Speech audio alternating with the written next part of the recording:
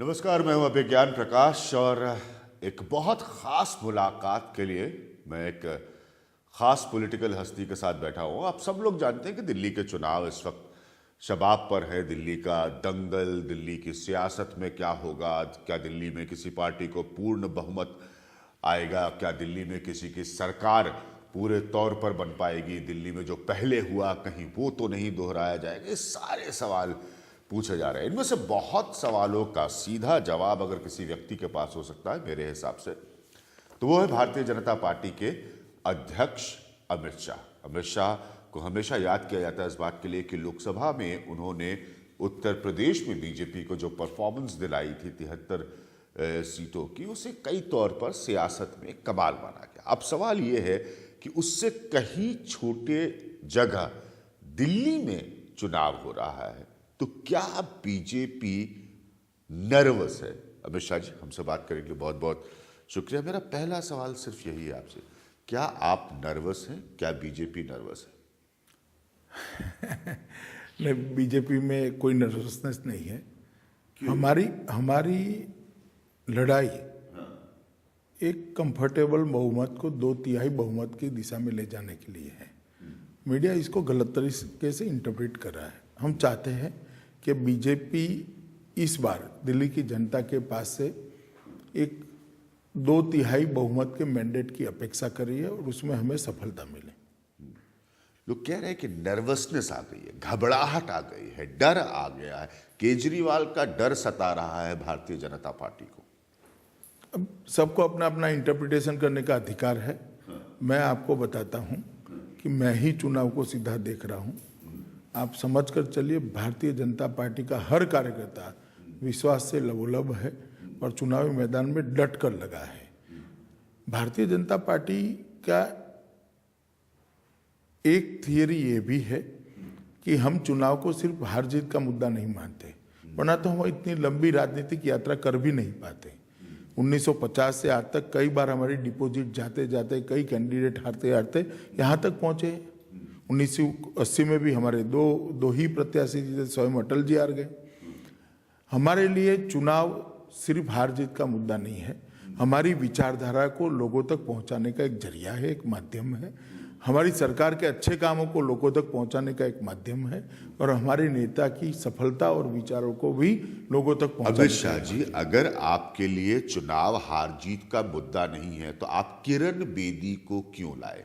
क्या मकसद था? कि ये जनसंघ की धरती रही है दिल्ली, यहाँ पर बीजेपी के तमाम प्रयोग रहे हैं, संघ का अपना यहाँ पर काम है, एकदम से आप बाहर से किरण बेदी को क्यों ले आ रहे हैं? देखिए, किरण बेदी ये पहला एग्जाम्पल नहीं है जो बाहर से अचानक आई है।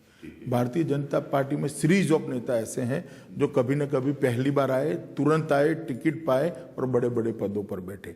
जसवंत सिंह जी से प्रणालिका शुरू हुई है, जनरल खंडूरी, जसवंत सिंह जी, चेतन चौहान, सिद्धू, राज्यवर्धन राठौड़, देश भर में हर स्टेट में इस तरह के हर एक क्षेत्र में काम करने वाले अच्छे लोगों को भारतीय जनता पार्टी ने प्लेटफॉर्म देने का काम किया है राजनीति के अंदर आने के लिए, और वो अच्छा कंट्रीब्यूट किए भी है।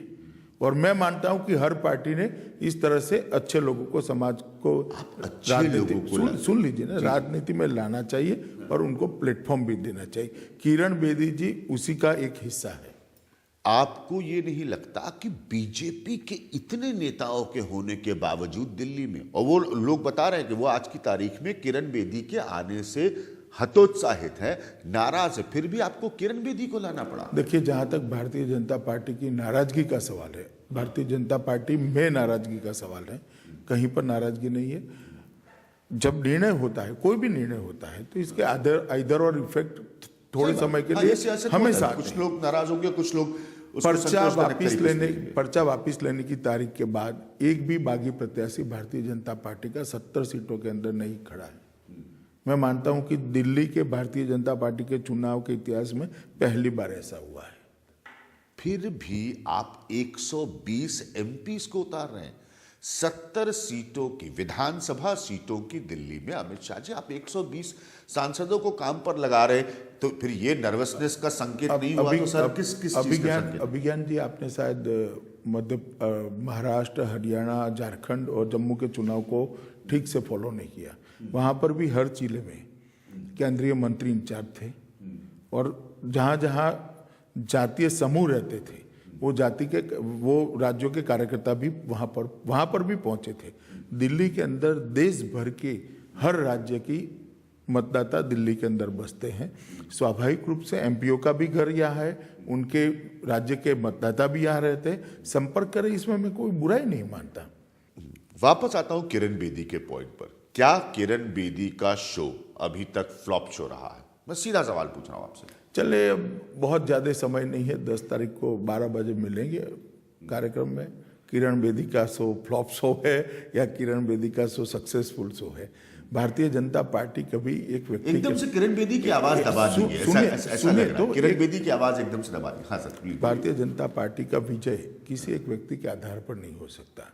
केंद्र सरकार का हमारा नेतृत्व, किरण बेदी को सुनिए तो, प्रधानमंत्री जी का नेतृत्व, केंद्र सरकार की अच्छी कार्यवाही, भारतीय जनता पार्टी के बूथ तक का संगठन, भारतीय जनता पार्टी के चुने हुए सारे काउंसिलर, ये सब मिलाकर विजय होता है। उसमें निश्चित रूप से किरण जी की कैरियर का, किरण जी की जो छवि है लोगों के मन में, जनमानस में, उसका भी एक हिस्सा है। करप्शन और क्राइम के खिलाफ वो पूरा जीवन लड़ी है। एक प्रामाणिक, ऑनेस्ट अधिकारी की उनकी छवि है, एक अच्छे समाज सेवी की छवि है, और महिला सर्वप्रथम आईपीएस है। एक व्यक्ति पर निर्भर नहीं कर रही है। सुन ले, इस छवि का भी निश्चित हमारी जीत में एक बड़ा हिस्सा है। एक व्यक्ति पर निर्भर नहीं कर रही है, किरण बेदी पर निर्भर नहीं कर रही है बीजेपी। बिल्कुल स्पष्ट अमित शाह जी विज्ञान प्रकाश, मैं कह रहा हूं ना, मैं हमेशा स्पष्ट ही बोलता हूं कि किरण बेदी को आप लाकर दिल्ली का एक सेकंड के लिए अमित शाह जी, आप किरण बेदी को लाते हैं, उनको दिल्ली के इलेक्शन का चेहरा बनाते हैं और उसके बाद आप उनको चीफ मिनिस्टीरियल कैंडिडेट बनाने की घोषणा कर देते हैं कि हमारी तरफ से उम्मीदवार है। हाल के दिनों में महाराष्ट्र में ऐसा नहीं हुआ, हरियाणा में जहां आपको बड़ी सफलताएं हासिल हुई, वहां पर ऐसा नहीं हुआ। दिल्ली में आप उस तस्वीर को बदलते और किरण बेदी को लाकर अनाउंस करते हैं कि ये हमारी मुख्यमंत्री पद की दावेदार होंगी। आप ये कह रहे हैं कि आप पूरी तरह से एक व्यक्ति पर निर्भर नहीं करते, तो फिर किरण बेदी की भूमिका आपके हिसाब से क्या? चलिए, भारतीय जनता पार्टी कभी एक व्यक्ति के आधार पर चुनाव नहीं लड़ती। भारतीय जनता पार्टी के पास गैलेक्सी ऑफ लीडरशिप है, हर प्रकार के कार्यकर्ता है, हर क्षेत्र में अच्छा कंट्रीब्यूट करने वाले लोग हमारे पास है। किरण बेदी की भूमिका यही है कि उनको हमने नेता पद के लिए प्रोजेक्ट किया है, वो बहुमत आने के बाद दिल्ली को अच्छा प्रशासन देगी। जहां तक बाकी के 4 राज्यों का सवाल है, इसके पहले कई चुनाव में हम नेता प्रोजेक्ट कर लड़े हैं और सफलता भी पाई है। नरेंद्र मोदी जी को प्रोजेक्ट कर लड़े, वसुंधरा जी को भेजा था तब प्रोजेक्ट कर लड़े, उमा भारती जी गई थी तब भी प्रोजेक्ट कर लड़े, रमन सिंह यहाँ से स्टील मंत्री इस्तीफा देकर गए, वहाँ छत्तीसगढ़ प्रोजेक्ट कर लड़े। कई जगह पे हम प्रोजेक्ट कर चुनाव लड़े। ये कोई परमानेंट फॉर्मूला नहीं है, परमानेंट फॉर्मूला हो ही नहीं सकती। जहाँ जाति के आधार पर रिएक्शन आता है वहाँ लीडरशिप घोषित नहीं होती। जहां पर जाति के आधार पर रिएक्शन नहीं आता है वहां लीडरशिप घोषित कर पार्टी लड़ती है। इसमें कोई परमानेंट पॉलिसी कभी नहीं हो सकती। एक राज्य की स्थानीय राजनीतिक परिस्थिति और उस वक्त की हमारी चुनाव की जो हमारे सामने चुनौतियां हैं, इसके आधार पर रणनीति बनती है। चुनाव की रणनीति कभी एक नहीं हो सकती। तो आप ये कह रहे हैं कि कोई जरूरी नहीं है कि एक राज्य में आप अनाउंस करें जी, निश्चित का उम्मीदवार दूसरे राज्य में ना अनाउंस करें ना, कोई जरूरी नहीं, और ऐसा हुआ भी नहीं है, पास्ट में भी नहीं हुआ। ठीक है, मैं वापस आ रहा हूं इसीलिए अपने इस पॉइंट पर। तो दिल्ली में आपको ये जरूरत महसूस हुई कि मुख्यमंत्री पद का उम्मीदवार होना चाहिए, तभी आपने किरण बेदी जरूरत महसूस हुई, ये देखने का एक नजरिया है। हाँ। दूसरा, आपके नजरिया की बात नहीं, सुनिए तो, घोषित करने से नुकसान नहीं है, ये दूसरा नजरिया, इसलिए घोषणा की है। तो आपने इसलिए घोषणा की क्योंकि आपको लगा कि चलो घोषणा कर दो, नुकसान कोई एडवर्स इफेक्ट नहीं है, कोई एडवर्स इफेक्ट ना। कई दफे लोग ये भी कहते हैं कि साहब वो अपनी बात जो है अलग तरह से रखती हैं, बीजेपी के संस्कृति और बीजेपी के पॉलिटिकल कल्चर से बिल्कुल अलग है। बाहर के लोगों को लाकर हर बार तो नहीं हुआ है कि बीजेपी को बड़ी अपार सफलता हासिल हुई हो। एक और चीज़ छोटी सी आपको ज़रूर बताना चाहूँगा कि हम सब जानते हैं कि 1998 में खुराना साहब, जो कि दिल्ली का मदनलाल खुराना जी चेहरा थे दिल्ली की सियासत का, उसके बाद से कोई बड़ा प्रखर प्रमुख नेता दिल्ली के बीजेपी के पास नहीं रहा है और 15-16 साल से ज़्यादा आप सत्ता से बाहर रहे, तो ये बहुत बड़ा इम्तिहान है बीजेपी के लिए। अभी ज्ञानवी जी, गंगा जमुना में बहुत पानी बह गया है। आज भारतीय जनता पार्टी हिंदुस्तान की सबसे बड़ी पॉलिटिकल पार्टी है, सफल पॉलिटिकल पार्टी है, और 30 साल के बाद, आप 15 साल की कहाँ बात कर रहे हैं, 30 साल के बाद किसी एक पार्टी को बहुमत देने का काम इस देश की जनता ने किया है। बहुमत मिलने के बाद भारतीय जनता पार्टी की सरकार ने हर मोर्चे पर अच्छा काम किया है। मैं एक छोटा सा ब्रेक ले रहा हूं यहाँ पर, मैं आऊँगा। अमित शाह जी ने उस बात को वापस रखा है जो भारतीय जनता पार्टी के तमाम नेताओं को सालों में जब भी मैंने इंटरव्यू किया, उन्होंने कहा है कि व्यक्ति विशेष की पार्टी नहीं है। हालांकि बीजेपी की सियासत में व्यक्ति विशेषता काफ़ी झलकती है। अगले हिस्से में हम जब आएंगे तो ये दिल्ली का चुनाव है, नरेंद्र मोदी देश के प्रधानमंत्री दिल्ली में हैं, बड़ी रैलियां हैं नरेंद्र मोदी की। क्या नरेंद्र मोदी की कार्यकुशलता या उनका अब तक दिल्ली की सत्ता का जो समय है उसका कोई रिफ्लेक्शन हो सकता है ये चुनाव? हम इस पॉइंट पर आएंगे एक छोटे से ब्रेक के बाद।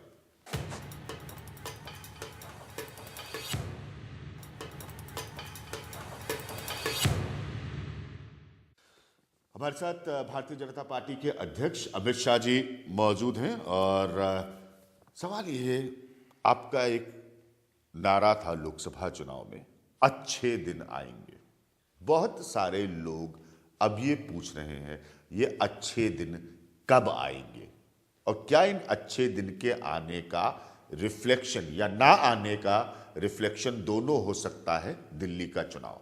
मुझे लगता है अभिज्ञान जी, अगर आपको मालूम नहीं पड़ा कि अच्छे दिन आ चुके हैं तो आप राहुल बाबा की तरह आइवरी टावर में जी रहे हैं। ठीक है, अच्छा आपके हिसाब से अच्छे दिन आ चुके हैं। मैं आपको बताता हूँ मैं बताता हूँ कैसे आए हैं। इस देश के अंदर 10 साल से महंगाई, कभी थोक महंगाई का सूचकांक 5% से नीचे नहीं गया था। अंत में 6.7% से 7% के बीच में रहा था, उसको हमने लगभग 0 से 1.5% के बीच में पहुंचाया है। देश के हर परिवार के बजट में, मासिक बजट में 1500 से 4500 रुपये की कटौती आई है। मैं मानता हूं महंगाई पर ठीक तरह से नियंत्रण कर लिया गया है। अंतर्राष्ट्रीय क्रूड के दाम नीचे आए, सिर्फ आप लोग भाग्यशाली रहे। सिर्फ क्रूड के दाम की 13% इसमें वैल्यू है। क्रूड के दाम की 13% वैल्यू है। मेरी बात आप जरा ठीक से सुनिए भैया, अचीवमेंट जो है वो सुनना भी तो चाहिए। इस देश की सीमाओं की सुरक्षा के लिए, सेना की आपूर्ति के लिए इतने फैसले लंबित थे 10 साल से। 7 ही महीने में सारे फैसले भारतीय जनता पार्टी की सरकार ने लेकर सेनाओं की हौसला अफजाई की है, सेनाओं को एक विश्वास दिया है। WTO के अंदर यूपीए की सरकार ने सपोर्ट प्राइस के मुद्दे पर सरेंडर किया था। हमने फर्म स्टैंड लिया कि हम सपोर्ट प्राइस किसानों को देंगे, चाहे हम विश्व व्यापार संगठन का हिस्सा बने या न बने। मुझे कहते हुए आनंद है WTO ने हमारी बात को स्वीकार किया है। हम सपोर्ट प्राइस दे भी पाएंगे और WTO के मेंबर भी बनेंगे। मैं मानता हूं कि कूटनीतिक तौर पर ये बहुत बड़ा विजय है। मेक इन इंडिया, रोजगारी के लिए मेक इन इंडिया की योजना भारतीय जनता पार्टी के प्रधानमंत्री जी ने सिर्फ घोषित नहीं की, इस पर काफ़ी बहुत सारा काम भी हुआ है। उसके साथ साथ स्किल डेवलपमेंट का डिपार्टमेंट भी बना लिया गया है। और इन सब चीज़ों के से ज़्यादा जो GDP है, हम 4.6 से 8.6 देकर गए थे यूपीए को। यूपीए ने हमें 8.6 से 4.6 कर वापस दिया। हमने 4.6 से फिर से 5.7% तक एक तिमाही में इसको पहुंचा है। मैं मानता हूं अभिज्ञान जी कि ये बहुत बड़ी उपलब्धियां हैं। इतनी सारी बातें, तो इससे ज्यादा बातें इसलिए आप जानते हैं मैं पॉलिटिकल इकोनॉमी पर काम करता हूं, इसलिए मैं एक मिनट सुनिए तो इंटरव्यू में नहीं हो सकती। और सबसे बड़ी उपलब्धि सरकार की जो है वो ये है कि जनता का सरकार के प्रति विश्वास बना है। हताशा दूर हुई है, हताशा आशा में परिवर्तित हुई है। और आज पूरी दुनिया ये स्वीकार कर चुकी है कि 21वीं सदी में भारत का स्थान दुनिया के 1, 2, 3, 4 नंबर के देश में निश्चित रूप से होगा।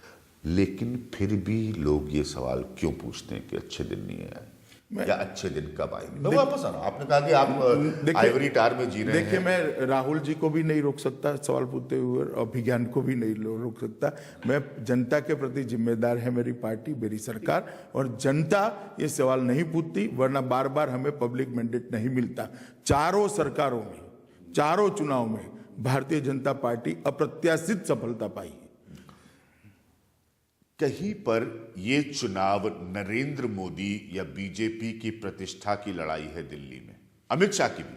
देखिए, हर चुनाव राजनीतिक दल के लिए महत्वपूर्ण होता है। प्रतिष्ठा की लड़ाई महत्वपूर्ण होता है तो आप भी जानते हैं, आप पुराने पॉलिटिकल स्टूडेंट, आप कह रहे हैं। जिस प्रकार के शब्दों के कपड़े पहनाइए, मैं मेरी तरीके से बात को एनालिसिस कर आपके सामने रखता हूं। हर चुनाव राजनीतिक पार्टी के लिए महत्वपूर्ण होता है और हमारे लिए ज़्यादा महत्वपूर्ण होता है क्योंकि हम भारत को कांग्रेस मुक्त बनाना चाहते हैं। तो हमारे लिए हर चुनाव, हर पड़ाव महत्वपूर्ण है और हर जगह पे विजयी होना जरूरी है। नरेंद्र मोदी के लिए इम्तिहान, वो देश के एक लोकप्रिय नेता हैं, सब प्रधानमंत्री हैं। मैं जब भारतीय जनता पार्टी कहता हूं, इसमें नरेंद्र मोदी जी आ ही जाते हैं। इसमें नरेंद्र मोदी जी निश्चित रूप से नरेंद्र मोदी दूसरी एक भारतीय जनता पार्टी के प्रधानमंत्री। दूसरी एक बात कि जब नरेंद्र मोदी जी बात करते हैं या केजरीवाल वर्सेस नरेंद्र मोदी जैसे बनने की स्थिति एक आ रही थी, उसके बाद फिर आपने किरण बेदी जी का अनाउंसमेंट कर दिया, कभी समझ में नहीं आता। एक तरफ आप लोग ये कहने की कोशिश करते हैं अरे कौन है केजरीवाल, ये कौन सी पार्टी है, नहीं है, हम पुरानी पार्टी हैं विचारधारा के। एक तरफ आप सियासी अहमियत भी दे रहे होते हैं, तो कहीं पर आपको लगता नहीं ये कॉन्फ्लिक्ट है? देखिए, सियासी अहमियत हमारे देने ना देने से क्या होता है। ठीक है, सियासी अहमियत तय करने का काम जनता का है। आप पार्टी के स्थापना के बाद आप पार्टी कौन सा चुनाव जीती, जरा आप मुझे बता सकते हैं? नहीं, दिल्ली में पिछली बार उन्होंने कमाल की परफॉर्मेंस की, उनके एक नई पार्टी की अपेक्षा। एक सेकंड मैं आपको बता देता हूं आप पार्टी का चुनावी इतिहास। दिल्ली के 2013 के चुनाव में हम उनसे बड़ी पार्टी थी। हमने सिद्धांतों के साथ समझौता कर सरकार नहीं बनाई। मत भी ज्यादा मिले थे, सीटें भी ज्यादा मिली थी। उन्होंने सिद्धांतों के साथ समझौता कर सरकार बना ली, इसलिए उनकी सरकार बनी। पब्लिक मैंडेट बीजेपी के साथ था। मुझे सुन लीजिए ना जरा, बाद में आप पूछिए आराम से। उन्होंने 400 सीटें लड़ाई देश के अंदर, पूरे देश के अंदर लोकसभा की, वो खुद लड़े। 400 में से 350 से ज्यादा सीटों में जमानत जब्त हो गई, वो खुद चुनाव हार गए। दिल्ली के अंदर आप एक दलील लाएंगे कि आप पार्टी दिल्ली में ही है, बाहर अभी फैलना बाकी है। दिल्ली के अंदर लोकसभा के चुनाव में सातों की सातें सीटें लड़े, सातों की सातों सीटें बड़े बड़े मार्जिन से आ रहे। मुझे समझ में नहीं आता कि कहां सफलता मिली है, स्वीकृति कहां मिली है। पब्लिक मैंडेट के साथ धोखा कर अपवित्र गठबंधन कर सरकार बनाना, मैं इसको सफलता नहीं मानता। जनता ने क्लियर कट, फिर भी वो आपके लिए जो आप इंचार्ज हैं, सुनिए ना, चीफ कंपेटिटर हैं, आपके सबसे बड़े विरोधी इस चुनाव में कभी मैंडेट नहीं दिया है। कभी जनता ने उनको, मैं नहीं मानता मैंडेट दिया। आप मुझे बताइए ना, हम चर्चा ही कर रहे हैं। बस एक आखिरी बात, क्या आपको लगता है, मैंने कई सारे प्रश्न आपसे पूछे, क्या आपको लगता है कि बीजेपी में बाहर से नेताओं को लाकर बड़े पद पर लाने की परंपरा अमित शाह जी के रहते हुए और आगे बढ़ेगी? जी निश्चित रूप से आगे बढ़ेगी। मैं मानता हूं कि समाज जीवन के, क्योंकि कहते बीजेपी के अंदर के पुराने लोगों में बड़ी नाराजगी हो जाती है इस बात पर। अब सुनिए आप, मैं मानता हूं कि समाज जीवन के अंदर जो लोग अच्छा काम कर रहे हैं, वो कहीं पर भी हो, अगर भारतीय जनता पार्टी के सिद्धांतों के साथ वो सहमत है तो उनका भारतीय जनता पार्टी में स्वागत है। और पार्टी में जहां तक नाराजगी का सवाल है, वो मेरा काम है, मुझ पर छोड़ दीजिए, मैं अच्छे से कर लूंगा। ठीक, अमित शाह जी से ये हमारी बातचीत थी और बड़ी खुलकर ये बातचीत हुई। उन्होंने कहा कि पार्टी में जहां तक नाराजगी का सवाल है वो आप अमित शाह जी पर छोड़ दिए, पार्टी के अध्यक्ष हैं और स्वाभाविक है इन्हीं पर उस जिम्मेदारी को छोड़ना पड़ेगा। लेकिन इनका ये भी साथ में कहना है स्पष्टतः कि ये भारतीय जनता पार्टी है, और आपने यही कहा जब मैंने किरण बेदी वाला प्रश्न आपसे पूछा, किसी व्यक्ति पर निर्भर नहीं है। किसी एक व्यक्ति पर निर्भर भारतीय जनता पार्टी कभी नहीं रहती। ठीक है, किसी एक व्यक्ति पर निर्भर भारतीय जनता पार्टी कभी नहीं रही। हालांकि इस पार्टी ने एकदम चुनाव के अंत समय में किरण बेदी को लाकर अपना चेहरा बनाया। और आप मुझे 10 फरवरी के बाद मुझसे बात करेंगे? जी निश्चित, निश्चित बात करेंगे। अमित शाह जी, फिलहाल हमसे बात करने के लिए बहुत बहुत शुक्रिया। Thank you.